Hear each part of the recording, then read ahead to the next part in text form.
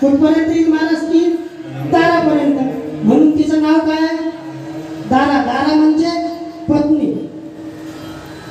पहिलं काय सांगितलं मी? धन, दुसरं पुत्र आणि तिसरं दारा म्हणजे पत्नी.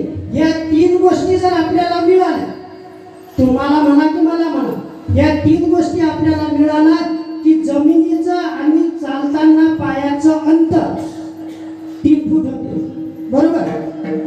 कारण ह्या तीन गोष्टी प्रत्येकाला मिळाल्या म्हणजे जीवनात दुसरं तिसरं काहीच नको.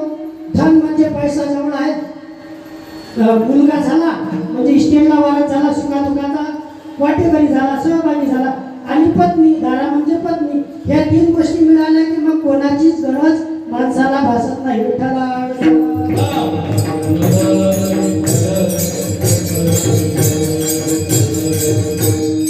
आता पहा, पहिल्या क्रमांकाची जी सांगितली मी ती म्हणजे धन.